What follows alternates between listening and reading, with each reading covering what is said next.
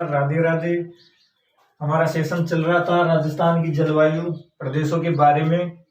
इसी के साथ हमने 5 भागों का विस्तृत चर्चा कर ली थी। अब हम आगे चलते हैं। जर्मनी के डॉक्टर व्लादिमीर कोपेन ने राजस्थान की जलवायु के हिसाब से उन्होंने 4 भागों में विभाजित किया गया है राजस्थान की।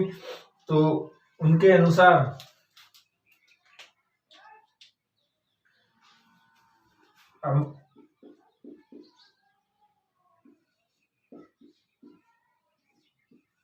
जिनमें जर्मनी के एक डॉक्टर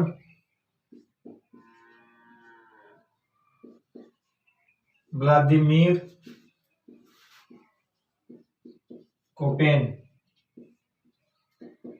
इन्होंने जलवायु के आधार पर राजस्थान की जलवायु को कितने भागों में बांटा है? 4 भागों में।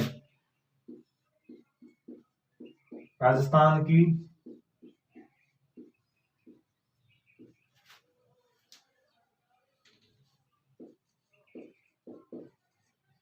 जलवायु के आधार पर कितने भागों में बांटा गया है?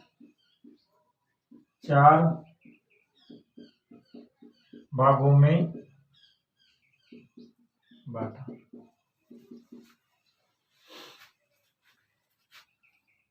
पहला भाग है BW HW, BSHW। तीसरा भाग है CWG और चौथा भाग है AW।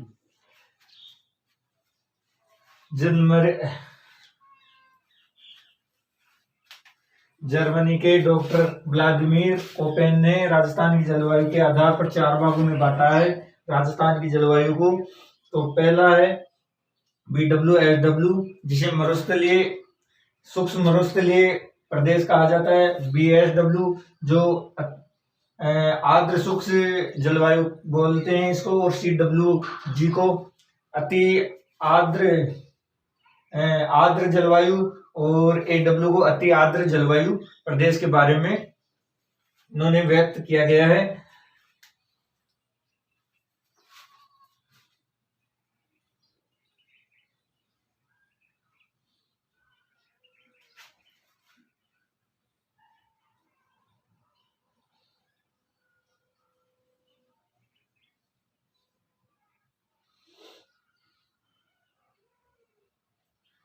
ये सब हम पिछली क्लास में भी पढ़ चुके थे, एक बार और मैं बता देता हूं।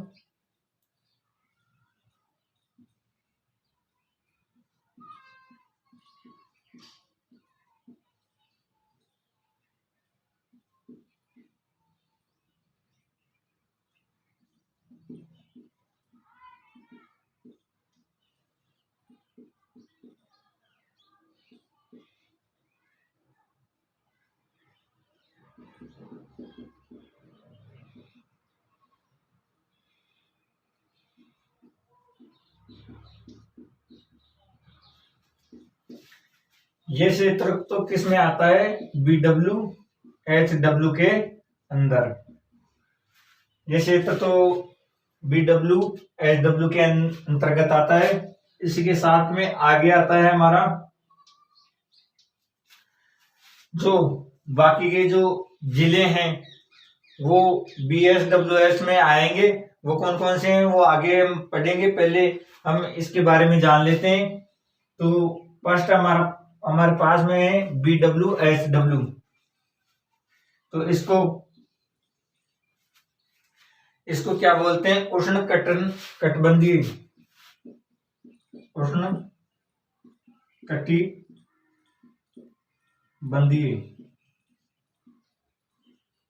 प्रदेश,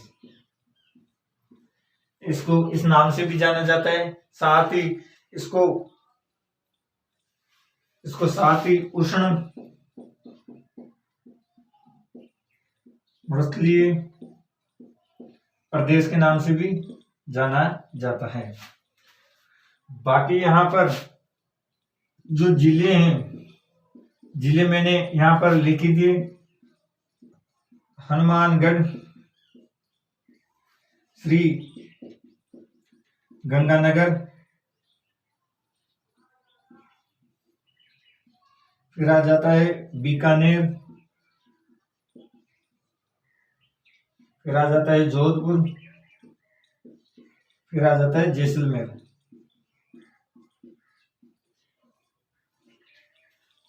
ओपेन के अनुसार उन्होंने ये जिले दर्शाए गए हैं।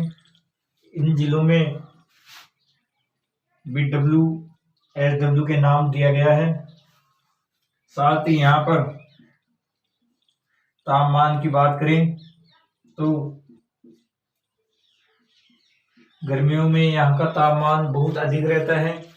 यहाँ पर लगभग 35 डिग्री रहता है, और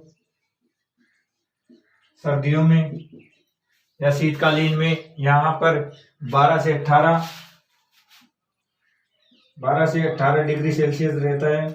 और यहाँ पर अगर वर्षा की बात करें तो वर्षा यहाँ 10 से 20 सेंटीमीटर होती है। साथ ही यहाँ पर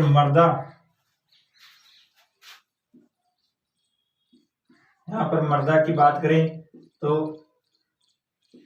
एंटी 16 प्रकार की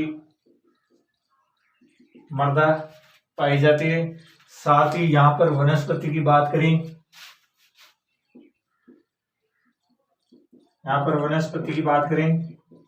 तो 05 प्रकार की यहाँ पर वनस्पति पाई जाती है।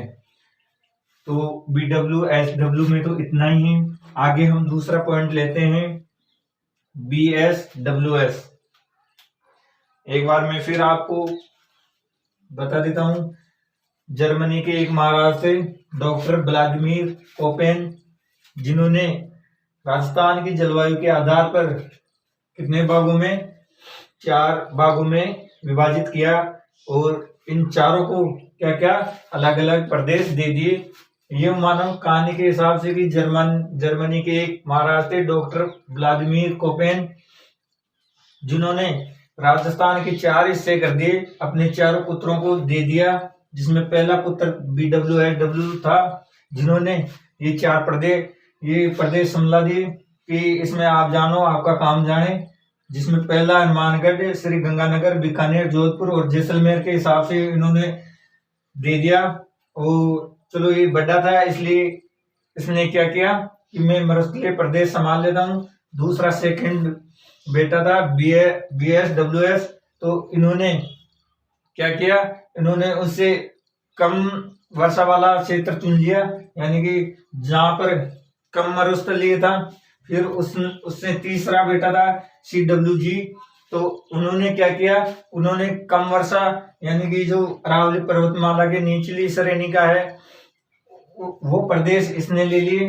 और AW जो छोटा था, जहां पर अधिक वर्षा और आर्द्रता अधिक रहती है, यानी कि नमी वाली हवा अधिक रहती है, वो प्रदेश इसने संभाल लिए। तो सेकंड पॉइंट था हमारा BSWH।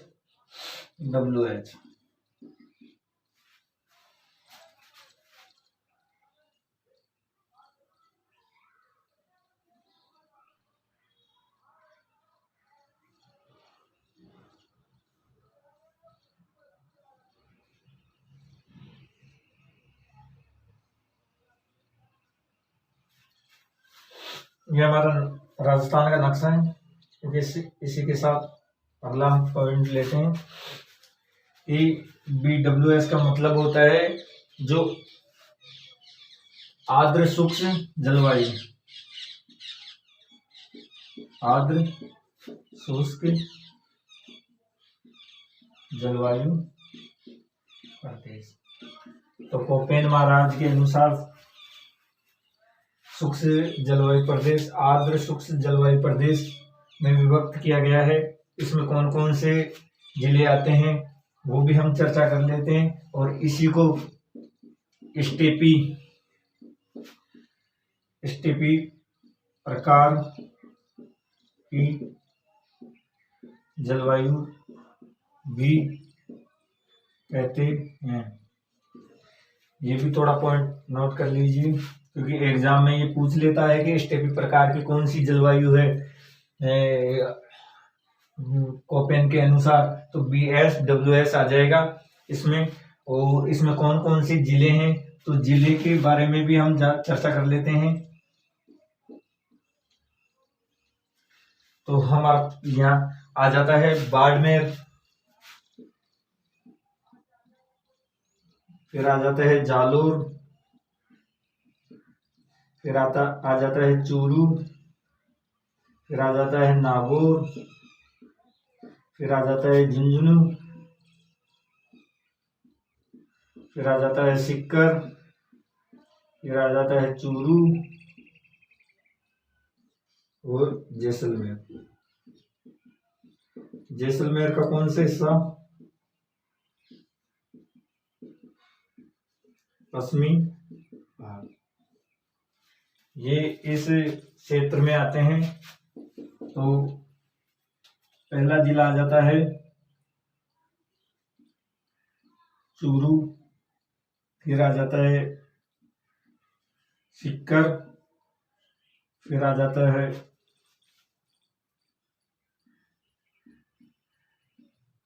झुंझुनू, फिर आ जाता है नागौर, फिर आ जाता है बाड़मेर, फिर आ जाता है जालोर, फिर आ जाता है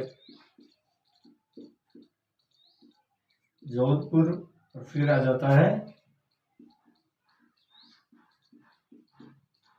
जैसलमेर। जैसलमेर आ जाता है, तो जैसलमेर का कौन सा भाग, उसमें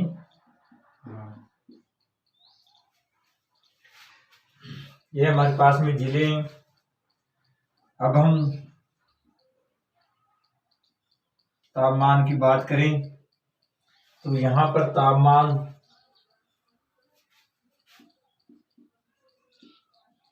गर्मियों में 30 डिग्री से 35 डिग्री तक रहता है, और सर्दियों की बात करें हम, तो यहाँ पर 10 डिग्री से 15 डिग्री के बीच में यहाँ का तापमान रहता है। वर्षा की बात करें तो यहाँ पर 20 से 30 सेंटीमीटर यहाँ पर वर्षा होती है। साथ ही 30 से 40 सेंटीमीटर यहाँ पर वर्षा होती है। साथ ही यहाँ पर हम अगर आगे देखें तो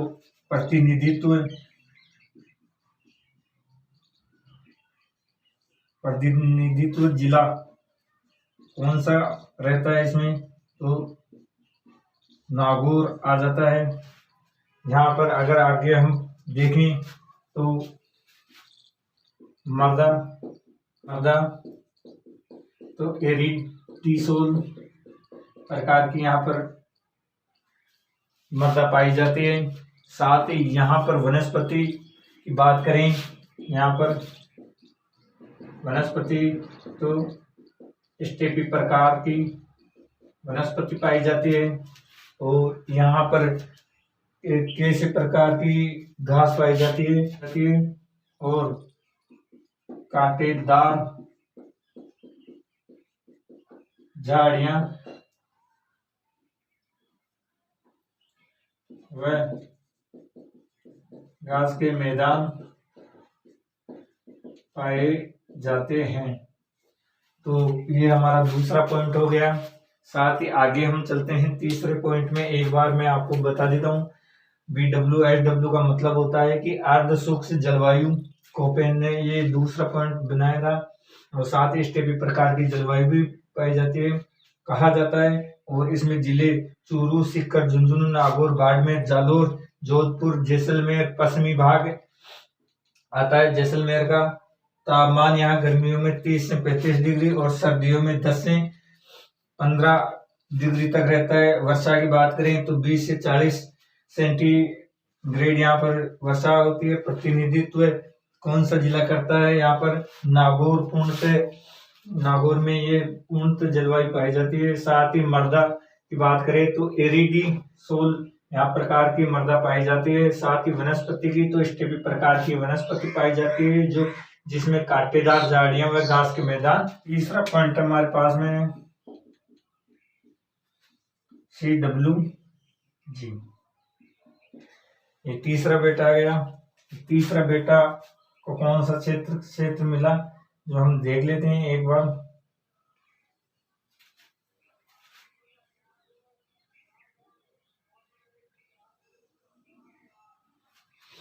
तो तीसरे बेटे को क्षेत्र ये मिला,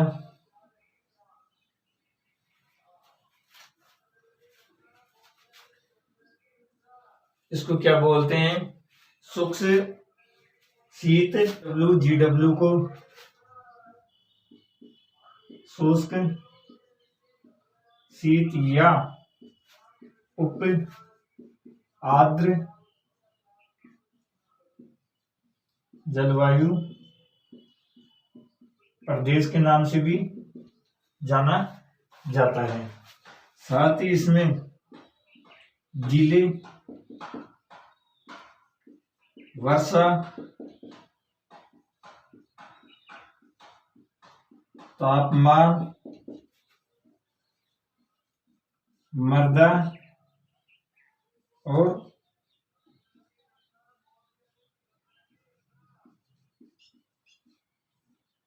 वनस्पति, इनके बारे में चर्चा करेंगे। तो इनमें कौन कौन सी जिले आ जाते हैं।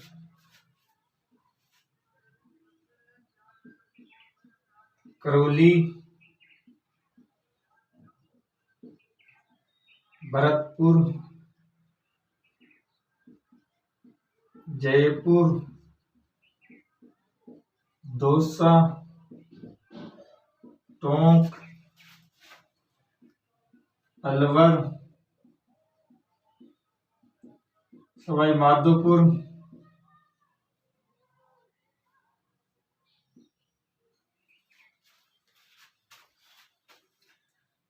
और कौन से जिले रह गए, बस यही जिले हैं। तो ये जिले किस प्रदेश में आ जाते हैं, CW GW में, यानी कि शुष्क शीत या अप आर्द्र जलवायु प्रदेश। तो इन जिलों में इस प्रकार की जलवायु पाई जाती है। तो करौली, भरतपुर, जयपुर, टोंक, अलवर, सवाई माधोपुर और दौसा। तो इस प्रकार की इनमें जलवायु पाई जाती है। और यहाँ पर वर्षा, तो यहाँ वर्षा 60 सेंटीमीटर से 80 सेंटीमीटर तक यहाँ पर वर्षा होती है। यहाँ पर तापमान की बात करें तो तापमान 35 डिग्री से 30 डिग्री से 35 डिग्री, और शीत में यहाँ पर शीतकालीन में यहाँ पर जो टेम्परेचर रहता है वो यहाँ पर 13 डिग्री से 20 डिग्री के बीच में यहाँ पर रहता है। मृदा की बात करें तो यहाँ पर मृदा एलिफेसोल प्रकार की यहाँ पर मृदा पाई जाती है। साथ ही वनस्पति की बात करें तो यहाँ पतझड़ प्रकार की वनस्पति पाई जाती है। मिश्रित पतझड़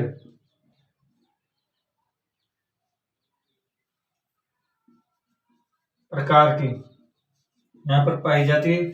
साथ ही यहाँ पर अगर यहाँ पर वनों की बात करें तो यहाँ पर जो वन पाए जाते हैं वो दोकड़ा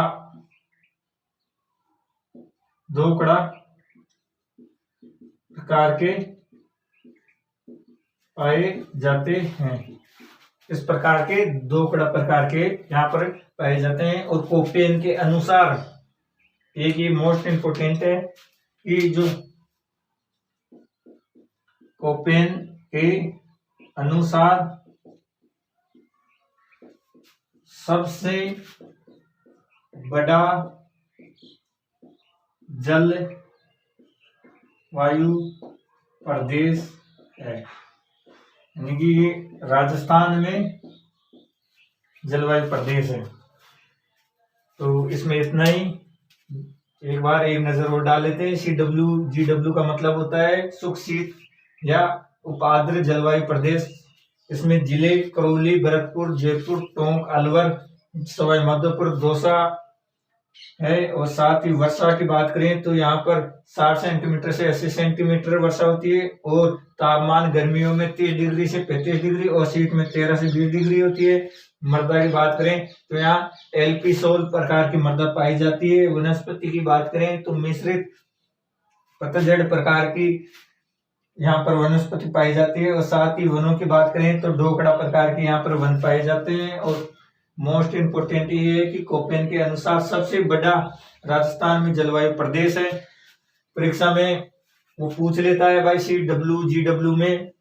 CWG में कौन से प्रदेश आते हैं या कौन सा जिला है, तो वो जिला कौन सा है, कौन कौन से हैं जिले, इन जिलों में से वो दे देगा और पूछ लेगा। साथ ही यहाँ पर जो एक मोस्ट जो जिला है वो दौसा है। इस प्रकार की जलवायु प्रतिनिधित्व कौन सा जिला करता है, तो यहाँ पर दौसा करता है। तो ये दौसा भी याद रखना, क्योंकि वो 4 में से एक दौसा दे देगा और 3 अलग दे देगा। तो वो पूछ लेगा भाई CWG में कौन सा जिला आता है, तो वो दौसा हो जाएगा। तो चौथा पॉइंट क्या है, क्या बोलते हैं, उष्ण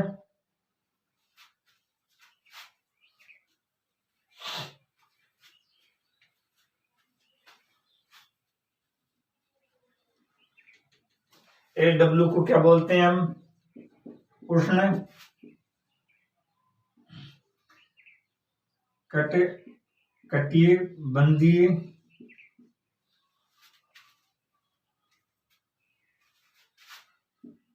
कटिबंधीय आर्द्र जलवायु प्रदेश। पहला पॉइंट आ जाता है जिले, फिर आ जाता है तापमान, फिर आ जाता है वर्षा, फिर आ जाता है मृदा, फिर आ जाता है यहाँ पर वनस्पति,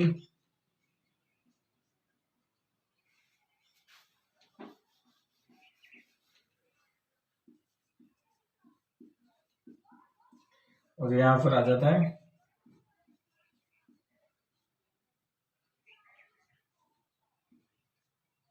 प्रतिनिधित्व जिला। तो यहाँ पर कौन कौन से जिले हैं तो हम एक नजर डाल लेते हैं।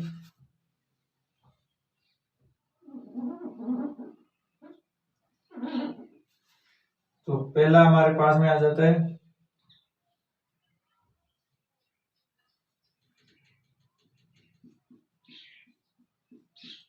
सिरोही, उदयपुर, राजसमंद,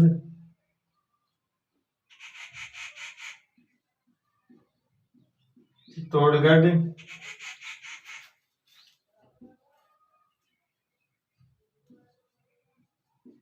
प्रतापगढ़, कोटा,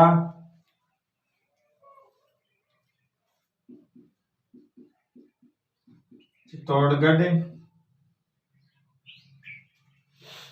ये हमारे पास में ये जिले आ जाते हैं।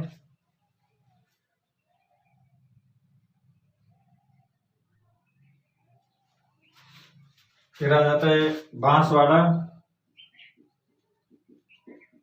और फिर आ जाता है डूंगरपुर। ये हमारे पास में जिले हैं। इन जिलों में ये उष्णकटिबंधीय आर्द्र जलवायु प्रदेश या आर्द्र जलवायु प्रदेश पाए जाते हैं। तो कौन कौन से हो जाते हैं, सिरोही, उदयपुर, राजसमंद, चित्तौड़गढ़, प्रतापगढ़, कोटा, फिर आ जाता है बांसवाड़ा, फिर आ जाता है डूंगरपुर, फिर हमारे पास में आ जाता है बस यही जिले हैं जिनमें ये जलवायु पाई जाती है। और यहाँ पर तापमान बहुत कम रहता है। यहाँ पर तापमान 30 डिग्री से 35 डिग्री के बीच में गर्मियों में रहता है। और शीत की बात करें यहाँ पर सर्दियों में, तो यहाँ पर सर्दियों में 12 से 15 टेम्परेचर रहता है।